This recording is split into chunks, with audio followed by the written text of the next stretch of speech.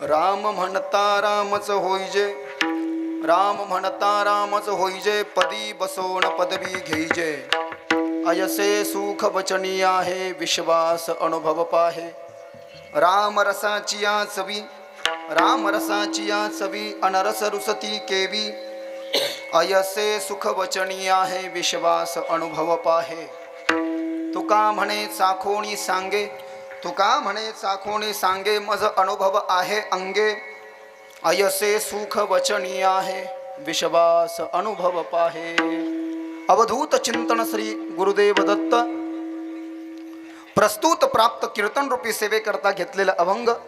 विठोबाचे प्राणसखे, पंचमवेद निर्माते, देहूचे सुप्रसिद्ध साधू, महान भगवत भक्त साधकांचे मायबाप, महाराष्ट्र भूषण भक्ती ज्ञान वैराग्याचे मूर्तिमंत उदाहरण असलेले जगतवंदनीय परमपूजनीय संत श्रेष्ठ संत शिरोमणी संत सम्राट श्रीमंत श्री जगद्गुरु संत तुकाराम महाराज यांच्या कैलासवासी बाबूराव देवडीकृत अभंग गाथेतील 4092 अभंगापैकी 3643 नंबरचा, 3643 नंबरचा, 4 चरणाचा उत्कृष्ट महत्त्वाचा सुंदर तुकाराम महाराजाच्या वाङ्मयातनं निर्माण झालेल्या राम तत्वानं युक्त असलेल्या भगवान रामाची महती वर्णन करणारा असा अभंग आहे. विठ्ठल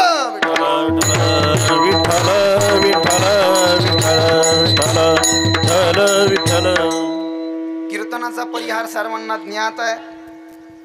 अनेक वर्षापासून भारताची अस्मिता, भारताचं अस्तित्व आणि भारताचं आराध्य दैवत भगवान रामचंद्र आज श्रीधाम अयोध्येमध्ये त्यांच्या स्वतः मंदिरामध्ये म्हणजे गर्भगृहामध्ये प्रतिष्ठित झाले आहे. आणि त्या निमित्तानं प्रत्येक हिंदूंच्या हृदयामध्ये जी ज्वलंत भावना जागृत झालेली आहे. आपल्या परीनं आपल्या गावात, जिल्ह्यात, तालुक्यात, मोहल्ल्यामध्ये काही ठिकाणी वारकरी संप्रदायाच्या मिरवणुका निघाल्या, काही ठिकाणी रॅल्या निघाल्या, काही ठिकाणी झेंडे घेऊन, काही ठिकाणी भजन कीर्तन पूजन. त्या निमित्तानं भगवान तिरुपती बालाजी ऐतिहासिक मंदिराच्या या भव्य प्रांगणामध्ये बाबरा तालुका फुलंब्रीमध्ये आज भगवान रामललाच्या प्राणप्रतिष्ठा महोत्सवानिमित्त आयोजित करण्यात आलेला हा हरिकीर्तनाचा कार्यक्रम आयोजक श्री बालाजी मंदिर ट्रस्ट. आपण सर्वजण कीर्तनाला उपस्थित असणारे वेदध्यान तत्पर लोक, ज्ञाननिष्ठ, तपोनिष्ठ, वयोनिष्ठ, ज्ञानवृद्ध, तपोवृद्ध, वयोवृद्ध, गुणीजनी, टाळकरी, माळकरी, वारकरी, नानाविध अन्य सांप्रदायिक मंडळी, दृश्य अदृश्य, शक्ती प्रकट अप्रकट, चेतना, बालगोपाल, भक्तिशक्ती स्वरूपा माता बहिणी, भगवचरण कमलानुरागी, राजशक्ती, शिवशक्ती, पितृशक्ती, धर्मशक्ती, परमार्थ प्रेमी माईक, आपण सर्वजण सबको तहे दिल से जय श्री राम. वृंदावन की परिभाषा में राधे राधे, वारकरी संप्रदायाच्या परिभाषेमध्ये रामकृष्ण हरी जय हरी.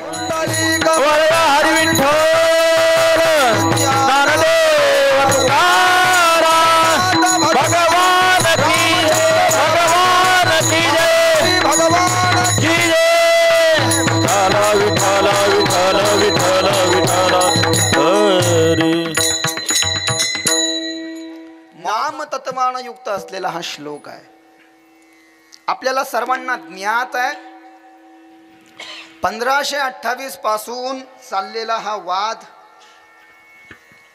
लाखो वर्ष भगवान रामाच्या प्राकट्याला झाले, अवतार संपून झाले, लेकिन भगवान का स्वरूप और नाम आज भी भारत में है.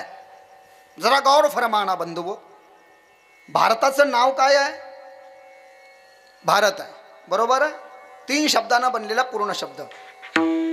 भारतातल्या 3 शब्दापैकी एक शब्द काढून टाका, फक्त मधातला र काढून टाका. काय होतं बघा? हा, काय होतं? भात होतं, बरोबर आहे. राम से भारत है, बिना राम के भारत नहीं हो सकता. हिंदुओं, इस बात को याद रखना. मेरे राम भारत में बसे हैं, इसलिए भारत विश्व गुरु है. और भारत आध्यात्मवादी है, तत्ववादी है, ज्ञानवादी है, भक्तिवादी है, वैराग्यवादी है. और इसलिए इस भारत भूमि में बड़े बड़े धर्म योद्धाओं को पैदा किया. छत्रपति शिवाजी महाराज, धर्मवीर संभाजी महाराज, महाराणा प्रताप जैसे. क्यों? ये राम से ही चला आ रहा है. भारत में यदि राम नहीं तो बिना राम के भारत नहीं. मेरे राम का र यदि भारत से निकाल दिया जाए तो पूरी दुनिया भात के जैसे हमारे भारत को चबा चबा करके खा जाएगी। राम उसमें बैठे इसलिए भारत है। आणि म्हणून अशा रामाचं भजन करणं अभिप्रेत आहे। अशा रामाचं भजन करणं अभिप्रेत आहे। सर्वांचं परिचयाचं भजन म्हणून म्हणजे तुम्हालाही पाठीमागे म्हणता आलं पाहिजे। टाळी वाजवत आपण हे भजन करायचं आहे। रघुपती राघव राजा राम पतित पावन सीताराम म्हणा। रघुपती राघव राजा राम पतित पावन सीताराम। रघुपती राघव राजा राम पतित पावन सीताराम। रघुपति राघव राजा राम पतित पावन सीताराम। पतित पावन सीताराम। पतित पावन सीताराम। पतित पावन सीताराम। पतित पावन सीताराम। पतित पावन सीताराम। पतित पावन सीताराम। पतित पावन सीताराम। पतित पावन सीताराम। रघुपति राघव राजा राम पतित पावन सीताराम। रघुपति राघव राजा राम पतित पावन सीताराम। रघुपति राघव राजा राम पतित पावन सीताराम। रघुपति राघव राजा राम पतित पावन सीताराम। पूरी राम कथा तो नहीं सुना सकते। राम कथा खूप गोड आहे। गावामध्ये झाले असतील। आता याच्यावर टाकलंय मला तर भलतं संकटात टाकलं। राम कथेवर आधारित भव्य कीर्तन। वा वा अरे बाप। आता समस्या अशी आहे नेमकं श्लोक सांगायचे का चौपाया म्हणायच्या का संतांचे अभंग सांगायचे। प्रश्न हा आहे। वारकरी कीर्तनाची श्रंखला आहे ना। कीर्तनाला घेतलेला अभंग जगद्गुरु संत तुकाराम महाराजांचा आहे आणि रामाचं चरित्र तसं गोडच आहे। रामाचं चरित्र तसं गोडच आहे। बिनु सत्संग विवेक न होई।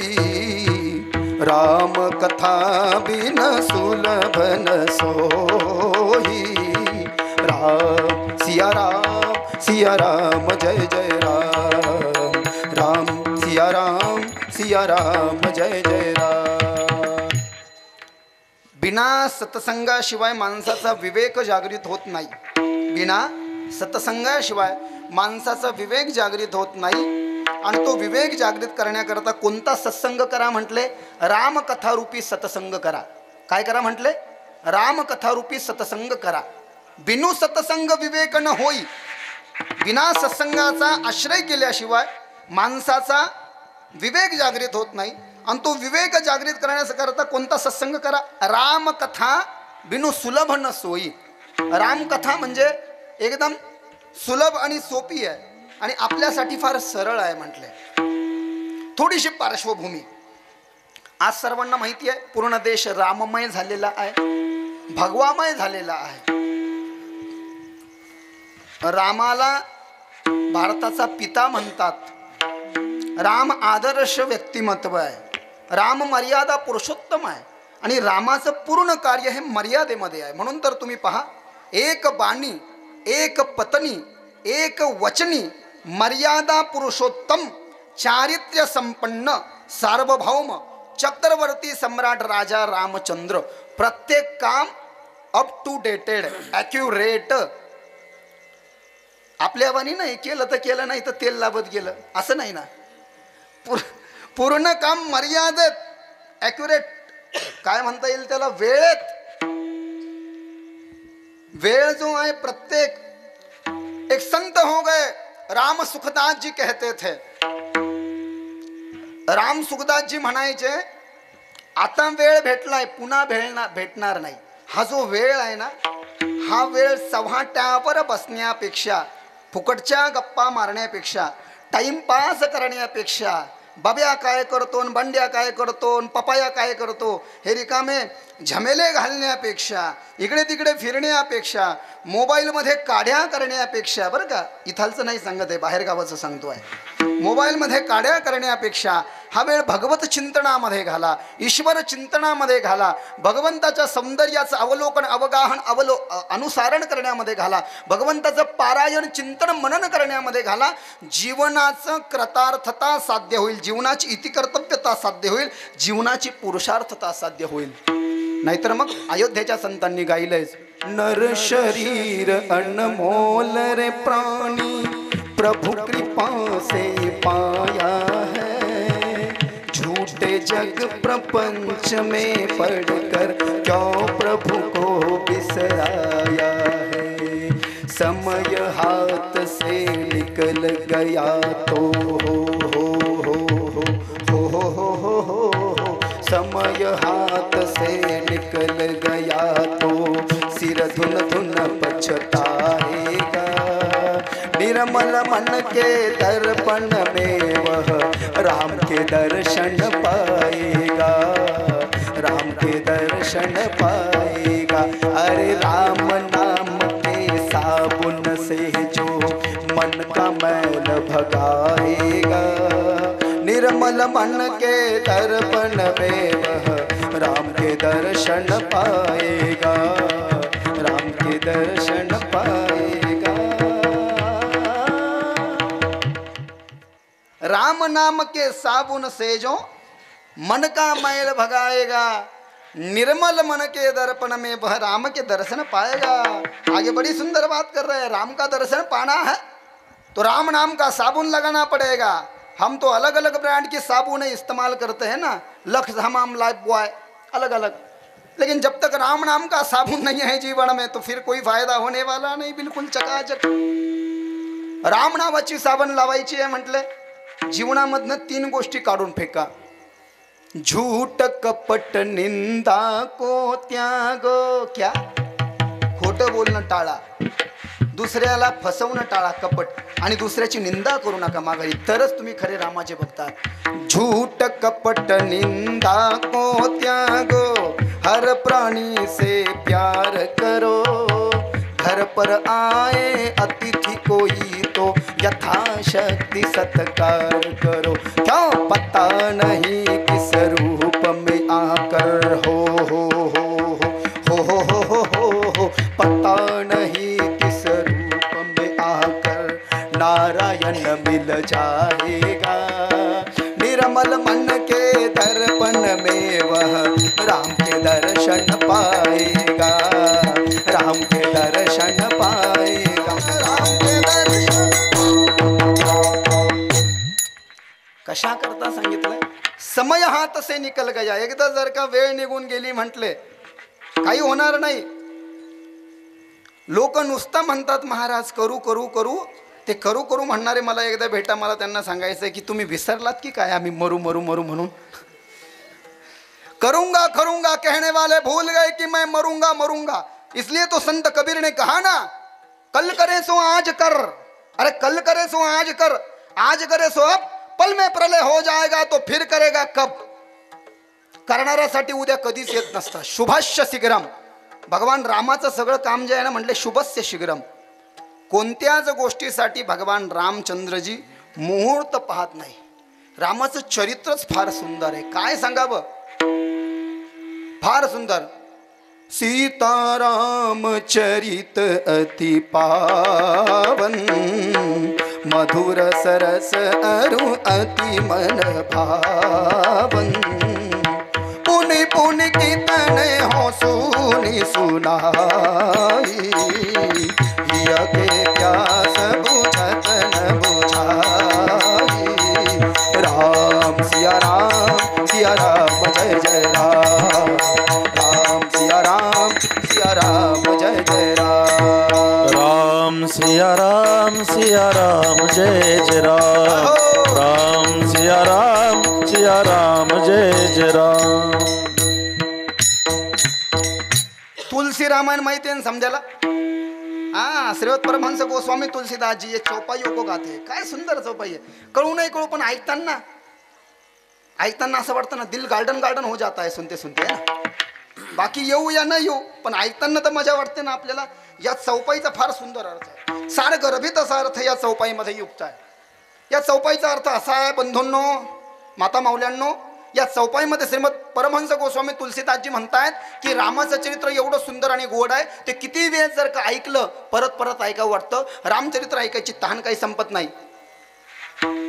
किती वेळेस ऐकलं आणि ऐकवलं आम्हाला, पुणे पुणे कीर्तने हो सुनी सुनाई, आमची तहान काही संपतच नाही, हिय की प्यास बुझत न बुझाई. ऐकवणारा खिलाडी पाहिजे बरं का. पण नाही तर आमच्यासारखं काय लोकांना वाटून मसनजोगी का काय. अरे नाही, हां गलत. हे वृंदावनचं आहे, समस्याच वृंदावनचं आहे. जटाधारी हे कीर्तनात धोतर आहे, आम्हाला लुंगी लावावी लागते. हे जटा, कानामध्ये कुंडल, भस्म लगा करके. चमनकोटा नहीं, वो आलंद में होता है चमनकोटा, दूर से ही चमक रहा है. चप्पी चपाती और नवरत्न तेल लगा करके. ते आनंदीला, मी आनंदीचा विद्यार्थी. हमारे वृंदावन में, अयोध्या में ये ऐसी जटाएं होती हैं. नाही एखाद्याला वाटून वो मसनजोगी आहे का काय. हां, कशा करता सांगतोय लक्षात आलं. हे रामाचं चरित्र फार सुंदर आहे. आवाज येतोय ना सर्वांना? आदर्श घेण्यासारखं आहे. एक बाणी पाहायचं का आपण आधी. आता एक बाणी, एकदा बाण सोडला म्हणजे काम करणारच. एकदा बाण सोडला. तुकाराम महाराज अभंगामध्ये एवढं सांगतात की राम म्हणणारा राम होतो, पण राम म्हणणारा राम केव्हा होतो, जेव्हा रामाच्या सगळ्या चरित्राचं अवगाहन अवलोकन अनुसरण करतो. आणि राम जसे चालले बोले तैसा चाले त्याची वंदावी पावले. तुकाराम महाराज म्हणाले ना, वेद मार्गे मुनी गेले त्याची मार्गे चालवले. सगळं काम भगवान रामचंद्राचं मर्यादेमध्ये. एकही काम मर्यादेचं नाही आहे, कुठेच कॉम्प्रोमाइज नाही. लक्षात घ्या. एक बाणी, एक पत्नी, एक वचनी, बस या तीनचाच जरी विचार आपल्याला कळाला तर पूर्ण अभंग, आजचं चरित्र आणि जीवन सार्थक झालं असं मला वाटेल. एक बाणी.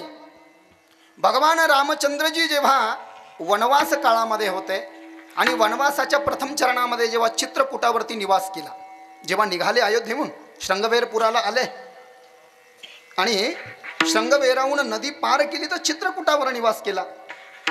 दशरथजींचं निधन झालं कळालं. अयोध्येसही भरत लावाजमा घेऊन आला. तिथे दशरथजीचं पिंडदान वगैरे करण्यात आलं. भरत नंदीग्रामावर थांबला. खूप जल त्यांनी सगळे आपले वस्त्र वगैरे त्याग केला आणि मग बाकीचे अयोध्याजन वापस गेले. आणि लक्ष्मण आणि राम चित्रकूटावर काही कामानिमित्त जंगलामध्ये फिरत असताना कुटील बुद्धीनं, एक बाणी बरं का याच्यावरती बोलतोय, कुटील बुद्धीनं देवराज इंद्राचा पुत्र जयंत हा कावळ्याच्या रूपामध्ये आला आणि कावळ्याच्या रूपामध्ये येऊन त्यानं माता सीतेच्या उजव्या पायाच्या अंगठ्याला चोच मारली. आता हे कशाचं लक्षण आहे?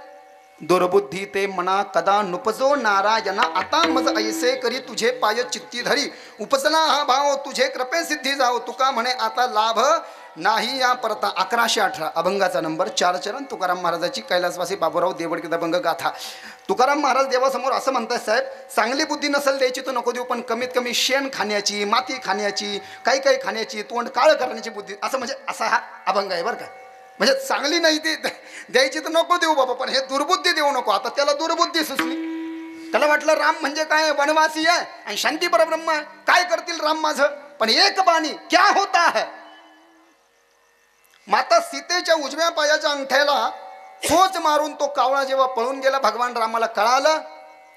भात्यातनं बाण काढला, धनुष्याला बाण लावला आणि तो बाण त्या कावळ्याच्या पाठीमागे येऊ लागला. कावळा घाबरला. कावळा स्वतःच्या बापाकडे इंद्राकडे गेला. इंद्र म्हणाला, तू माझा मुलगा आहे भाऊ, पण तुझ्यासोबत मलाही मारावं लागेल. तू अधर्म केला आहेस. साक्षात लक्ष्मीच्या पायाच्या अंगठ्याला तू चोच मारली आहे, तुला माझ्या घरात स्थान नाही. इंद्रानं दरवाजा बंद केला, ब्रह्मदेवानं दरवाजा बंद केला. आणि मग हा जयंत घाबरला.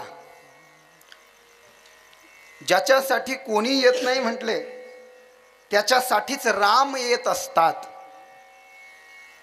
ज्या रामाच्या पत्नीच्या अंगठ्याला चोच मारून हा पळाला, शेवटी याला त्या रामालाच शरण जावं लागलं.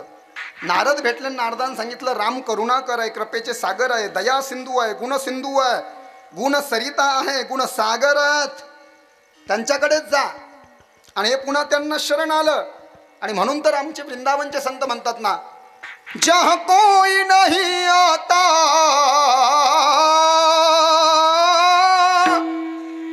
मेरे राम आते हैं, हो जहाँ कोई नहीं आता हो मेरे राम आते हैं. राम आते हैं मेरे घनश्याम आते हैं, आकर के मुझको दिल में समाते हैं. जिथे कोणी नाही जात माझे राम जातात, जिथे कोणी नाही जात माझे राम जातात. बड़ा सुंदर भजन है, भागवत कथा राम कथा में हम गाते हैं. मराठी मध्ये सांगतो, जिथे कोणी नाही जात हो माझे राम जातात. राम येतात, कधी कधी कृष्ण येतात. नारदानं सांगितलं एक काम कर, रामाला शरण जा. बाण सोडलेला आहे, बाण माझा वध करेल का? तू शरण गेला तर वध नाही करणार. म्हणून शरण जावे सर्व भावे देवासी, तो हा उतरील पार भवदुस्तर नदीचा. बहु आहे करुणावंत अनंत हे नाम ज्या, तुका म्हणे साक्षी आले तरी केले प्रकट. 2960 अभंगाचा नंबर 4 चरण तुकाराम महाराजाची कैलासवासी बाबूराव देवडीकृत अभंग गाथा. तुझं बिन कोणा शरण जाऊ नारायणा ईसान देखे मे तुझ्या कोणी तिही त्रिभुवनी पाहिली पुराणे धांडोली दरुषणे. तुका म्हणे ठाई जडून ठेलो तुझे पायी. 2362 अभंगाचा नंबर 4 चरण घेऊन या चक्र गदा हाचे धंदा करतो भक्ता राखे पायापासी. दुर्जनासी सौहारी अव्यक्त ते आकारे रूपाले गुणवंत. तुका म्हणे पूर्वी इच्छा जय तैसा विठ्ठल. 90 अभंगाचा नंबर. रिकामे तू नको म्हणा राहो क्षण क्षणा ही वेळोवेळा पारायण नारायण हे जिकरी. 2462 अभंगाचा नंबर. अनेक प्रमाण. एकदा जर का शरण गेला, कितीही पापी असला तरी तो पुण्यवान होतो. या कावळ्यानं अधर्म केला, नारदात ऐकून रामाला शरण आला. भगवान मुझे क्षमा करो, मैंने जानबूझ के नहीं किया, कुटिल बुद्धि से जाने अनजाने में मेरे से हो गया. भगवान राम म्हणाले आता बाण सोडला, मी एक बाणी आहे भाऊ. एकदा बाण सोडला तुम्हाला वापस घेता येत नाही. ज्या कामासाठी सोडला ते काम त्या बाणाला करावंच लागतं. त्याला म्हणतात एक बाणी. पण देवा मला जिवंत करा, कारण की मी तुम्हाला शरण आलोय, मला मारू नका. मग भगवंत म्हणले एक काम करतो, तुला आता एका डोळ्याचा करतो. एका डोळ्याचा म्हणजे लक्षात आलं का? इथे व्यावहारिक अर्थ घ्यायचा नाही, भौतिक अर्थ घ्यायचा नाही, आध्यात्मिक अर्थ. प्रत्येकाला 2 डोळे आहे. आणि भागवतामध्ये भवटवीचं वर्णन आलंय. आणि भवटवीमध्ये शरीराचे या ठिकाणी हे 5 चोट्टे सांगितले. सगळ्यात पहिलं चोट्ट हे डोळे. हे कुठून काही चोरून आणतं, हे काही चोरतं दुसऱ्याचं, तसंच करतं इकडं. ते पाहतं दुसरं कसं करत होतं, हे तसंच करायला लागतं. हा पहिला चोर आहे. हे कान दुसरं चोट्ट आहे. चक्षुरेंद्रिय 1, हे श्रवणेंद्रिय 2, घ्राणेंद्रिय 3. याला काय म्हणतात? रसना 4 आणि त्वचा 5. हे 5 चोर आहे म्हणले. आणि हे 5 चोर दिवस रात्र चोरी करतात नुसते घरात. घरचे बेजार करून टाकतात या चोरांना. आणि अण्णा आणि नादा आणि आप्पा आणि दादा.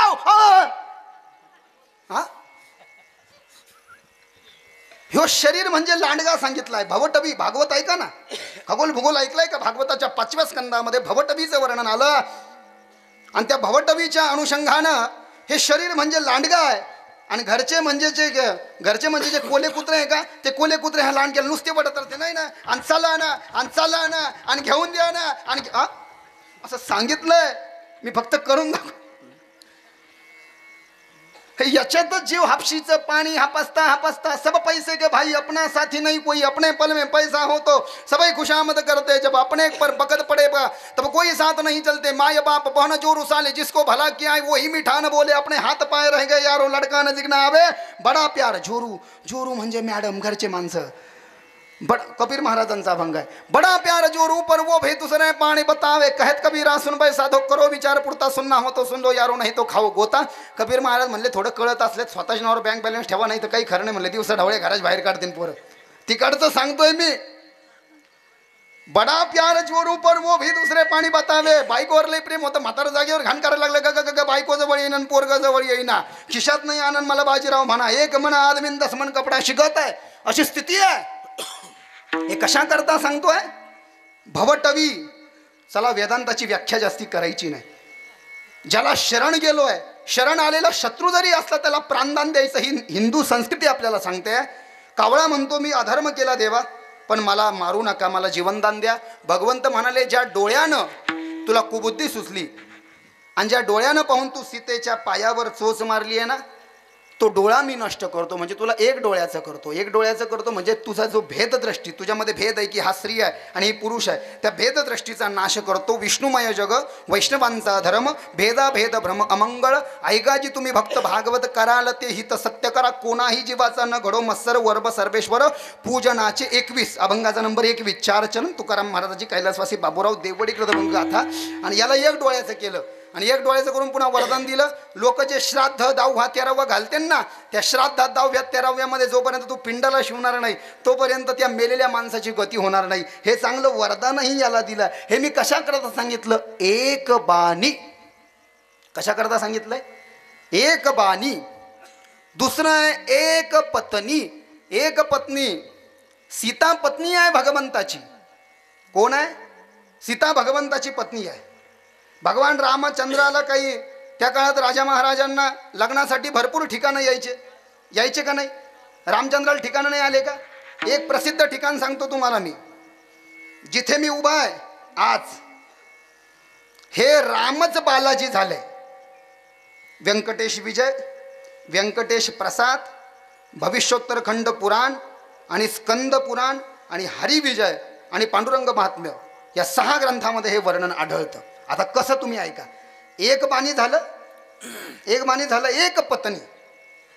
भगवान राम विष्णूनं जेव्हा त्रेतायुगामध्ये रामाचा अवतार धारण केला तेव्हा ठरवलंच होतं की एकच पत्नी, बस एक पत्नीशिवाय नियमच आहे. एक बाण सोडला की काम करणार. पत्नी एकच आहे सीतेशिवाय. कोणी ठिकाण जरी आणलं तर या जन्मात नाही, पुढच्या जन्मात पाहू, कृष्ण जन्मात पाहू, बालाजी जन्मात पाहू, तो क्रम. आता इथे आपण ज्या बालाजीच्या इथे उभा आहे, कौसल्या सुप्रजा राम पूर्वा संध्या प्रवर्तते. उत्तिष्ठ नर शार्दूला कर्तव्यम दैवमाहिकम. उत्तिष्ठोत्तिष्ठ गोविंद उत्तिष्ठ गरुडध्वजः. उत्तिष्ठ कमलाकांतं त्रैलोक्यं मंगलं कुरु. मातः समस्ता जगता मधुकैटभारे वक्षो विहारिणी स्थितजन. प्रियदानशीले श्री व्यंकटेश दयिते तव सुप्रभात. या बालाजीच्या दरबारामध्ये जो आपण उभा आहोत, हे रामच बालाजी झाले आणि कृष्णच बालाजी झाले का? आपण पहा, आपल्या लक्षात येईल. वनवासाच्या 14 वर्षाच्या अंतर्गत 13.5 वर्षाचा जेव्हा वनवास झाला आणि शेवटच्या 6 महिन्यामध्ये भगवान रामचंद्र, लक्ष्मणदादा आणि सीतामाई दंडकारण्यामध्ये म्हणजे महाराष्ट्रामध्ये आले, नाशिकला पंचवटीला. तिथून रावणानं सीतामाईचं हरण करून नेण्याच्या आधी भगवान रामचंद्रांनी माता सीतेला अग्नीच्या स्वाधीन केलं. कारण की सीता ही साक्षात लक्ष्मी आहे. आणि काय मजाल रावणाची की लक्ष्मीला हात लावेल. अरे लक्ष्मीला हात लावला असता जागेवर जळून खाक नसता झाला का? मग रावणाला सीता चोरून नेता यावी ना. आणि म्हणून 13.5 वर्षानंतर सीतेला रामानं सांगितलं की आता इथून नाटकाला प्रारंभ आहे.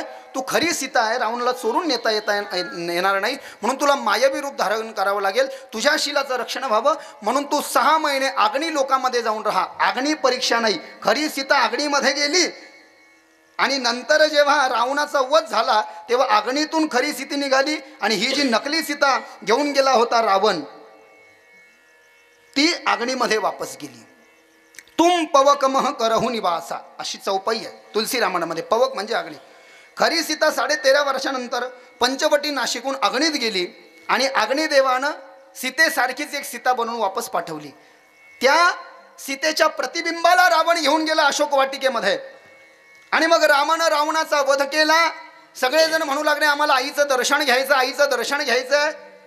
अग्नी परीक्षेचं निमित्त करून जी मायावी सीता होती, जी मायावी सीता होती ती अग्नीत गेली आणि रावण यायच्या आधी जी खरी सीता अग्नी लोकात गेली होती ती वरती आली. डोक्यात घुसता येणार, येता येईल लक्षात? हां. पण आता सीतेच्या जागेवर जी नकली सीता गेली ना, तिला पाहून माता सीतेला खूप वाईट वाटलं की माझ्या जागेवर तू गेली ग, खरंच तुझे खूप उपकार आहे, सांग तुझी काय इच्छा आहे. तर तिनं सांगितलं मला तुमच्या पतीशी लग्न करायचं आहे. ही स्कंदपुराणातली कथा आहे, ही भविष्योत्तर खंडातली कथा आहे. तर तिने रामाला न विचारताच वचन देऊन टाकलं सीतेनं. कोणाला? त्या नकली सीतेला. नकली सीतेला म्हणजे प्रतिबिंब, छायारूपी सीता जी रावणानं उचलून नेली होती. तिचं नाव काय आहे माहिती का? वेदवती. तीच पद्मावती झाली आणि तोच राम बालाजी झाला. या कनेक्शन आता बघा. हा, तर त्या सीतेनं रावणानं अशोक वाटिकेमध्ये हरण करून नेलेल्या सीतेला वचन दिलं की माझा पती राम तुझ्याशी लग्न करेल. कोणत्या युगात हे नाही, पण माझा पती राम तुझ्याशी लग्न करेल वचन दिलं. आणि मग जी नकली सीता जेव्हा आगणीत जाऊ लागली तेव्हा खरी सीता रडू लागली आणि सांगितलं, हो स्वामी, हिनं माझ्या शिलाचं रक्षण केलं. हो अहो, ही माझी प्रतिबिंब, ही माझं रूप घेऊन तिथे त्या रावणाच्या श्रीलंकेत अशोक वाटिकेमध्ये अशोक वृक्षाखाली त्या त्रिजटेच्या निगराणीत बसली. तुम्ही हिच्याशी लग्न करा ना. भगवान राम म्हणले, सीते तुला माहिती नाही का? काय? एक पत्नी. या जन्मामध्ये मी एक पत्नी आहे, दुसऱ्या पत्नीचा क्रमच नाही. कृष्ण झालो तर 16,108 विवाह करेल, परंतु या जन्मात हिचा क्रम नाही. पण हिचा क्रम मी रामानंतर कृष्ण होणार आहे. कृष्ण जन्मामध्ये हिला स्थान नाही. मग कृष्णाचा अवतार संपल्यानंतर कलियुग लागेल. आणि कलियुग लागल्यानंतर जेव्हा 1000 वर्ष होऊन जातील कलियुगाचे, तेव्हा मी तिरुपती बालाजी बनून येईल. तेही कशा करता? त्याचंही कारण असं सांगितलं गेलं आहे की जन्म देने वाले से पालने वाला श्रेष्ठ होता है ना बंधुओ. यशोदा, रोहिणी आणि नंदाला कृष्ण वयाच्या 11व्या वर्षी सोडून गेला मथुरेत आणि कंसाला मारलं द्वारकेत गेला आणि 16,108 लग्न केले. यशोदानंद रोहिणीला भेटायचं म्हणून कृष्णानं एका सेवकाकडे पत्र पाठवलं. मैं द्वारिकाधीश कृष्ण सूर्य ग्रहण के दिन हस्तिनापुर के कुरुक्षेत्र में आ रहा हूँ. मैं गोकुल मथुरा वृंदावन तनिक भी नहीं आऊँगा. क्यों? क्योंकि वहाँ यदि मैं आया तो मेरी पुरानी ताजे जो है वो जीवित हो जाएगी और मैं वहां से निकल नहीं सकूंगा. म्हणून तुम्ही सगळेजण गोकुळवासी मला भेटायला कुरुक्षेत्रावर या. कृष्णही द्वारकेतून कुरुक्षेत्रावर आले. मग यशोदानंद रोहिणी सगळे भेटले. यशोदेनं कृष्णाला पाहिलं आणि यशोदा ढसा रडायला लागली. का रे कान्हा, नुसतं आई म्हणतो मला, आणि का रे माझ्या माघारी 16,108 लग्न केले तू. किती? 16,108 लग्न. आणि एकाही लग्नाला मला बोलवावं असं तुला वाटलं नाही? आई काळजी करू नको, मी कृष्ण होतो, याच्या आधी मी राम होतो.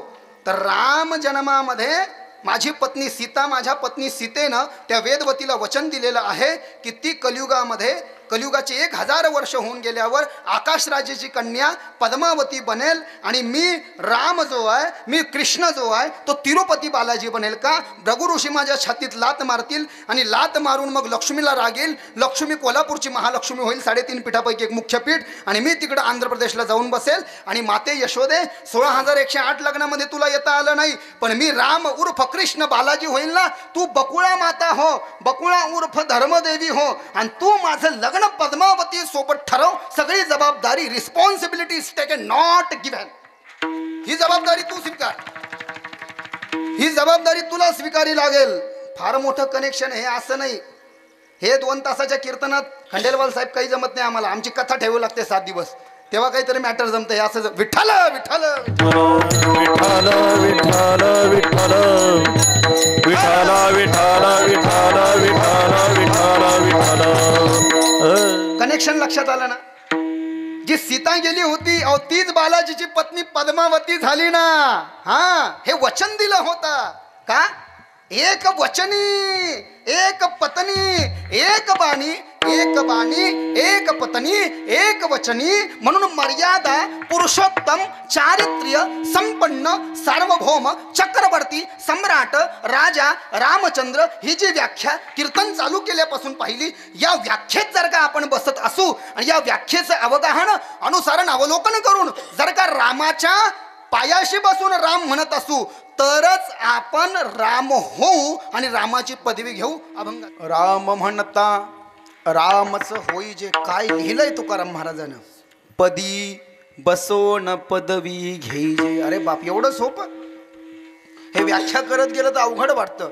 पण तुकाराम महाराज म्हणतात अभंग जरी सुलभ वाटत असला, पण अभंगाचं रूपक केलं नाही, अभंगाची व्याख्या करायला गेलो तर रामासारखं चरित्र जमणं आणि भगवान रामासारखा पुरुषार्थ करणं अवघडच आहे. ते रामच करो जाणे. भगवान रामाचा एक गुण जरी मिळाला आपल्याला, साहेब, एक गुण जरी मिळाला तरी जीवन कृतार्थ आहे. मी जेवढं अध्ययन केलंय 17 वर्षामध्ये, मला एक कळालं की भगवान रामामध्ये 43 गुण आहेत. किती? 43 गुण. आणि मग तेवढे गुण जर का आपल्यामध्ये असले, कारण की मर्यादा पुरुषोत्तम आहे ना, ती मर्यादा ही कशी आली म्हटले, त्या गुणानं युक्त असलेली मर्यादा आहे. आणि त्या 43 गुणानं युक्त असलेली मर्यादा म्हणून ते पुरुषोत्तम आहे.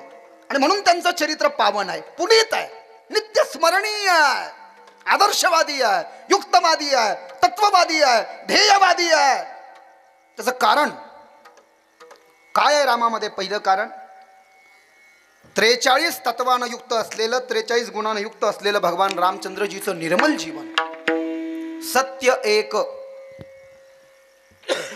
सत्य एक, सौहार्द 2, दया 3, क्षमा 4, मार्दव 5,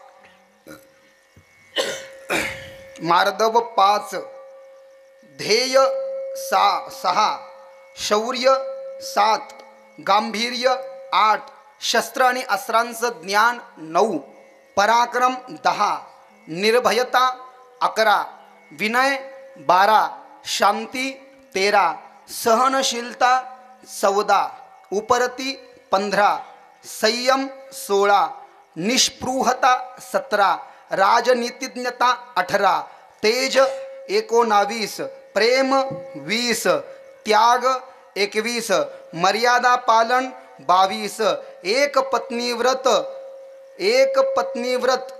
23, प्रजारंजनता 24, ब्राह्मणांची भक्ती 25, मातृभक्ती 26, पितृभक्ती 27, गुरुभक्ती 28, बंधुप्रेम 29, मैत्री 30, शरणागत वत्सलता 31, सरलता 32, व्यवहार कुशलता 33, प्रतिज्ञा पालन 34, सज्जनांचे रक्षण 35, दुष्टांचे निर्दालन 36, निर्वैरता 37, लोकप्रियता 38, अनुर्मिमत्व 39, बहुज्ञता 40, धर्मज्ञता 40, धर्मपरायणता 42 आणि पावित्र्य 43.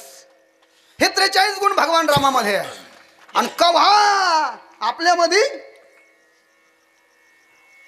Just think about it my dear, हे 43 गुणापैकी एक तरी गुण आपल्यामध्ये असला म्हटले तर राम म्हणता रामच होईजे आणि पदी बसवून पदवी घेईजे अवघड आहे. आपल्याला साधा मोह सुटत नाही. केव्हा शक्य आहे ते? 43 गुणांना युक्त रामाचं जीवन आहे. सगळं काम मर्यादेमध्ये आहे. कोणीतरी सुंदर गायलंय, अतिशय सुंदर. राम नाम के हीरे मोती, हो हो हो हो हो हो, श्री राध है. कोई भी भजन आए जरा ताली सेवा देते रहना, नींद भाग जाएगी. राधे राधे, जय श्री राम. राम नाम के हीरे मोती मैं बिखराऊं गली गली, राम नाम के हीरे मोती मैं बिखराऊं गली गली. ले लो रे कोई राम का प्याला, शोर मचाऊं गली गली. बोलो राम, बोलो राम, बोलो राम, राम राम. बोलो राम, बोलो राम, बोलो राम, राम राम. बोलो राम, बोलो राम, बोलो राम, राम राम. माया के दीवाने सुन लो, एक दिन ऐसा आएगा. माया के दीवाने सुन लो, एक दिन ऐसा आएगा. धन दौलत और माल खजाना यहाँ पड़ा रह जाएगा. धन दौलत और माल खजाना यही पड़ा रह जाएगा.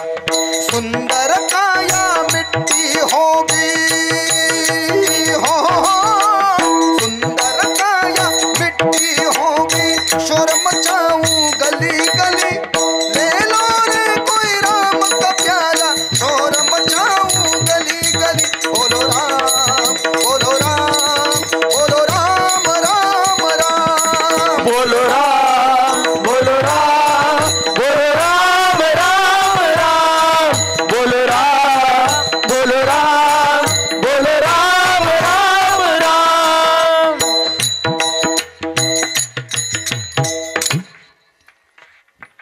नीट जर का व्याख्या केलं तर आपल्या लक्षात येईल. तुकाराम महाराजाचा अभंग म्हणायला सोपा वाटत असेल. राम म्हणता रामच होईजे आणि पदी बसवणं पदवी घ्यायचे. पण हे किती लक्षणं तुम्ही म्हणता नाही, लोईच वाढत चाललंय बाबा. मग दुसरा देव नाही की एखादा देवता होईना, पण पैसे पाहिजे करुणेमध्ये शंकराचा नंबर आहे. राम आणि कृष्ण एवढं सोपं नाही. कितीही भस्म लावा इतक्या लवकर भेटायला सोपं नाही आहे. शंकराची भक्ती फलीभूत आहे, पण राम हे मर्यादेनं युक्त असलेले देवता आहे. रामाची भक्ती जर का केली तर राम भक्त जो व्यक्ती आहे कधीच या ठिकाणी विनाकारण कोणाशी त्याची वृत्ती भांडण्याची नसेल, हे निश्चित आहे. भगवान शंकर आहे आता सध्या फेमस आहे. कधी मंदिरात जा गर्दीच बाबा, वल्लच आणि बसायला जागाच नाही ना. म्हणजे चांगली गोष्ट आहे मी म्हणतोय. भगवान शंकराच्या मंदिरात कधी गेलं की मंदिर हाऊसफुल आहे की नाही, आणि बसायला जागा नाही कोणाला. पण काय होतंय सांगू का तुम्हाला, मूळ जर का सोडलं आपण आदिनाथ गुरु सकळ सिद्धांचा मच्छिंद्र तयाचा मुख्य शिष्य. राम म्हटल्यानं राम होतंय म्हटले, राम म्हटल्यानं राम होतंय. आणि नामदेव महाराजांचा एक अभंग आहे, नामदेव महाराजांचा एक अभंग आहे. जणी दृष्टी लागो तुझ्या सगुणपणा, जणी दृष्टी लागो तुझ्या सगुणपणा, जणी दृष्टी लागो तुझ्या सगुणपणा, जणी दृष्टी लागो तुझ्या सगुणपणा. जेणे माझ्या मना बोध केला, जेणे माझ्या मना बोध केला. योगियांच्या ध्यानी ध्यातना तुडसी, योगियांच्या ध्यानी ध्यातना तुडसी. जेणे माझ्या मना बोध केला, जेणे माझ्या मना बोध केला. योगियाचा ध्यानी ध्यातना तुळसी, योगियाचा ध्यानी ध्यातना तुळसी. नामदेव राय लिहित आहे, झणी दृष्टी लागो, झणी दृष्टी लागो तुझ्या सगुणपणा, जेडे माझ्या मना बोध केला. अनंत जन्मीचे विसरलो दुःख पाहता, तुझे मुख पांडुरंगा, योगियांच्या ध्यानी ध्याताना तुळसी. तो तू आमापासी मागे पुढे, नामा म्हणे जीवे करी निंबलोन विटे, सहित चरण ओवाळीन. पान नंबर 5 अभंग नंबर 7 वारकरी भजनी मालिका नंबर 2 बंकट स्वामीची भजनी मालिका. योगी जपितपी संन्यासी हजारो वर्ष हाडाचा सापळा होऊन जातो आणि अंगावर वारूळ जमतं, त्यांना सुद्धा देव दर्शन स्वप्नात देत नाही म्हटले नामदेव महाराज म्हणले. आणि मग आपल्याला काही जर का केलं तर सोपं आहे का एवढं? इतकं सोपं, एवढं सोपं नाही म्हटले. खूप तापून निघावं लागतं, तेव्हा देवानं कृपा केली तर केली. आणि म्हणून जीवनाला आदर्शवादी जर का करायचं असेल तर रामाची भक्ती करणं हितकर आहे. पण ते होत नाही म्हटले. लोक म्हणले कोण कृष्णाची केली तर, अरे भाऊ नको करू ना.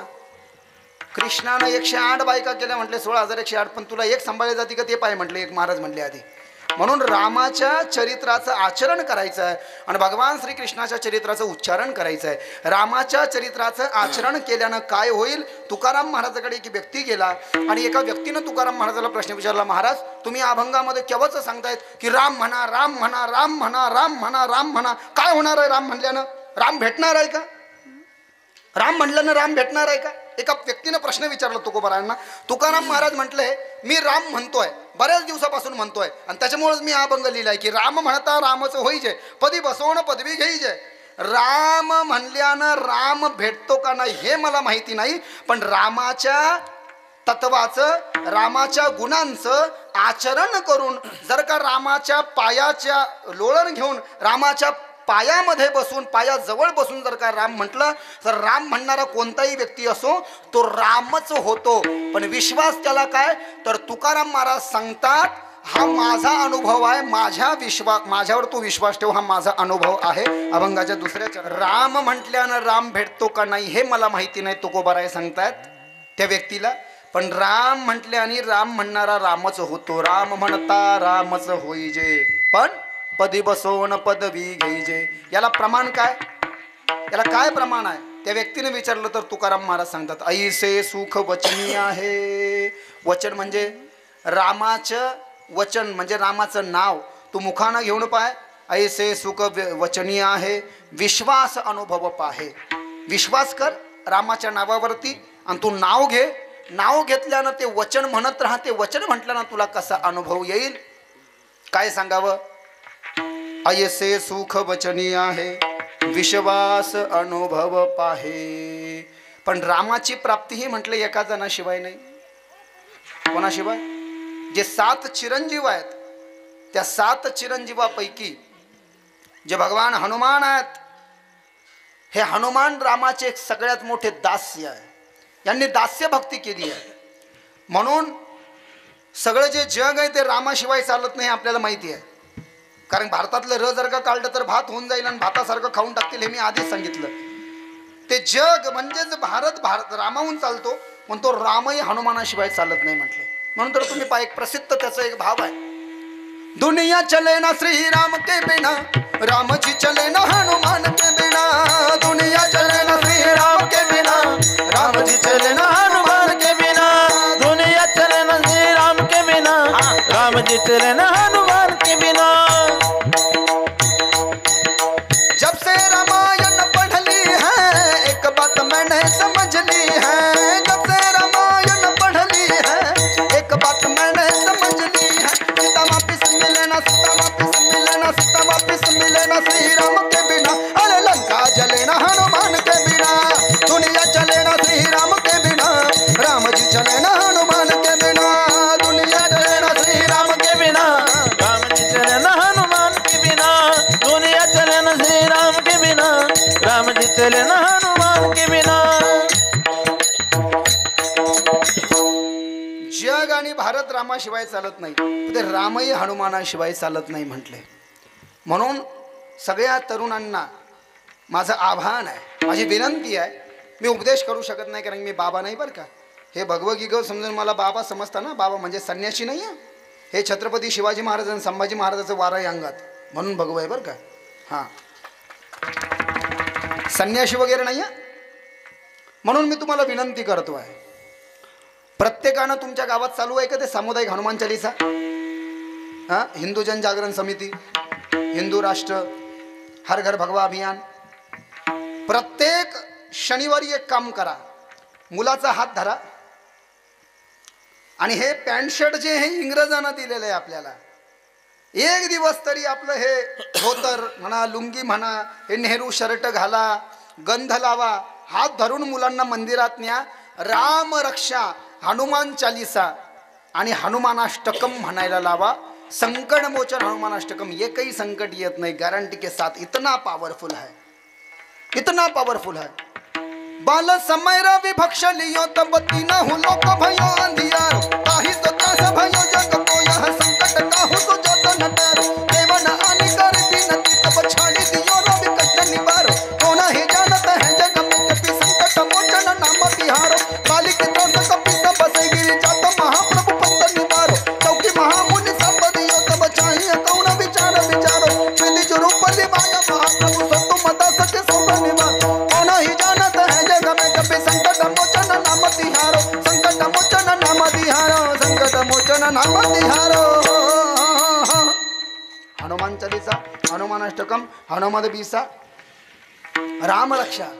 आणखीन जास्ती येत असेल तर चांगलंच आहे, पण एवढं तरी कमीत कमी. हरिपाठ आणि त्याच्यानंतर काकडा आणि पसायदान एवढं करायला लावा.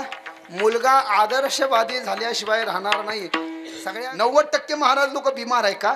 आमच्या वृंदावन आणि अयोध्येन काशीचे महाराज बिमार नाही. खंडेलवाल साहेब बिल्कुल प्रोटोकॉल है त्यांचा.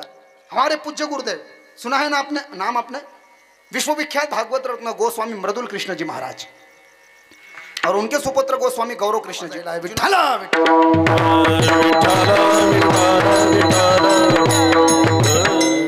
अयसे सुख वचनी आहे, विश्वास अनुभव पाहे. आणि विश्वास कोण शिकवतं म्हटले? हनुमान शिकवतात आपल्याला विश्वास. म्हणून तरुणांना प्रेरणादायक हनुमानाची साधना, रामाची साधना. आज सकाळी आम्ही एका ठिकाणी कीर्तनाला गेलो. आपल्याही गावामध्ये मला अभिमान वाटतोय. मी आपल्याला नमन करतो की 8 ते 10 हजार लोक मिरवणुकीमध्ये होते. याला म्हणतात खरोखर हिंदू जनजागृती. पण नुसतं मिरवणुकीला येऊन भागणार नाही. चांगल्या प्रबोधनाला आलं पाहिजे, भंडारा सगळ्याच कार्यक्रमाला आलं पाहिजे. एका कार्यक्रमाला यायचं आणि दुसऱ्याला नाही असं नाही.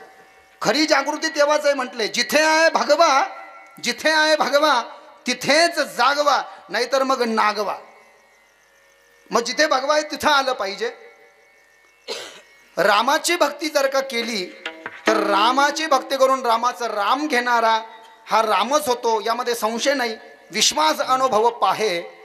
आणि विश्वास जर का रामाचा घ्यायचा असला म्हटले तर रामाचा जो रस आहे हा रस आनंदाचा, करा घोष हरिनामाचा. तुकाराम महाराज म्हणाले, सेवितो हा रस वाटेतो अनेका, घ्यारे होऊ नका रान भरी, विटे भरी ज्याची पावले समान, तोचे एक दान शूरत होता. 201 अभंगाचा नंबर. आता रामाचं नाम घ्यायला कोणाला? दिवाण्या माणसाचं काम आहे का ते? ज्याला अजिबात मंदिरात जायची हौस नाही, ज्याचे पाय कधी मंदिराकडे गेले नाही, ज्याची टाळी हाताची कधी रामाच्या नावानं वाचली नाही, आणि ज्याला कधीच देवाची कथा ऐकायला आवडली नाही, त्याला जमेल का? नाही. म्हटले जो राम भक्ती रसयुक्त आहे. काय आहे? राम भक्ती रसयुक्त आहे म्हणजे रामाचा अनन्य भक्त आहे, रामाचा अनन्य साधक आहे. रामकथा ज्याला आवडते, ऐकायला रामाचे भजनं गायला आवडतात, रामरक्षा रामाचा जप करायला ज्याला आवडतो, श्रीराम जय राम जय जय राम हा विजय मंत्र पंतप्रधानांनी सांगितलं होतं. आज 108 वेळेस प्रत्येकाने याचा जप करायचा, 13 अक्षरी मंत्र. अरे या मंत्राची एवढी पावर आहे, श्रीराम जय राम जय जय राम हा मंत्र काशीमध्ये भगवान शंकर मरणाऱ्या माणसाच्या कानात देतात. ज्याला काशीमध्ये मरायची इच्छा आहे, मरायला भेटतं, पण हा मंत्र जर का म्हणला तरच मारायला भेटतं, नाही तर नाही. काशीमध्ये ओम नमः शिवाय नाही म्हणावं लागत. ज्याला मरायची इच्छा आहे ना काशीमध्ये, त्याला श्रीराम जय राम जय जय राम म्हणावं लागतं. म्हणजेच भगवान शंकर सुद्धा त्यांच्या गळ्यामध्ये जे विष आहे, नीलकंठेश्वर महादेव, त्या विषाचा दाह कमी करण्याकरता राम रसाचं गुणगान करतात. भगवान शंकर सुद्धा राम भक्ती रसयुक्त आहे. अरे ही चव माझ्या शंकरानं घेतली, ब्रह्मदेवानं घेतली, विष्णूनं घेतली, ब्रह्मादिक देवानं घेतली. ही राम रसाची चव कशी आहे? अभंगाच्या 3ऱ्या चरणात, राम रसाची या चवी अनरस रुचती केवी. ज्याच्या जिभेला राम रसाची चव घ्यायची सवय लागली, त्याला दुसरा रस काय पचायचा किंवा काय आवडायचा? म्हटले आरती श्री रामायण जी की, कीर्ती कलित ललित सियपी की. आरती श्री रामायण जी की, कीर्ती कलित ललित गावत संतत शंभु भवानी, अरुघट संभव मुनि विज्ञानी. व्यास आदि कंबी बर्ज बखानी, परणी पवन सुत कीरति नीति. आरती श्री रामायण जी की, कीरति कलित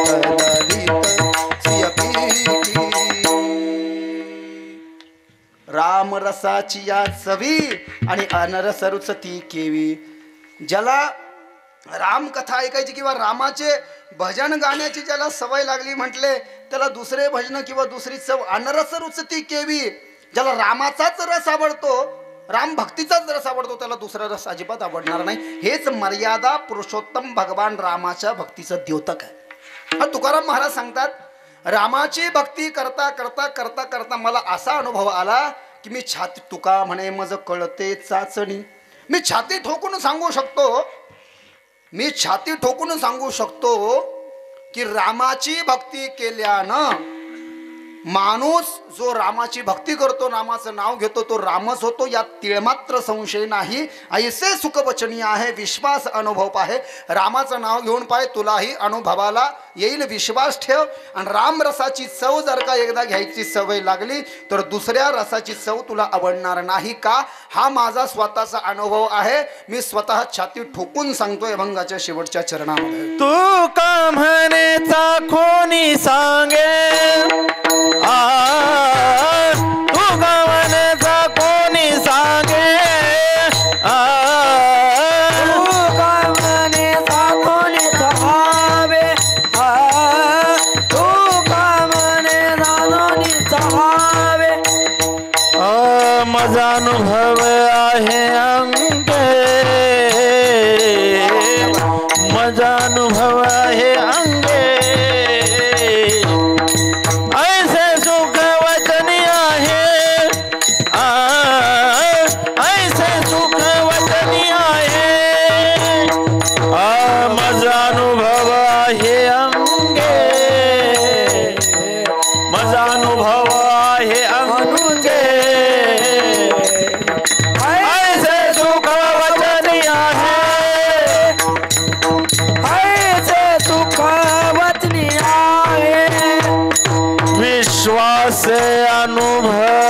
पाए है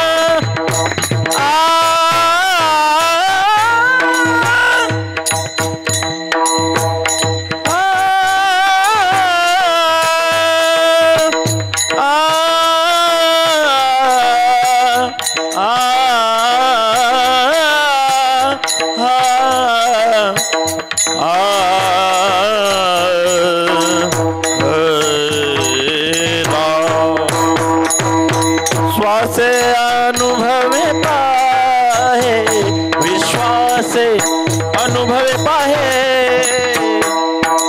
ऐसे सुख वचनी आए ऐसे सुख वचनी आए ऐसे सुख वचनी आए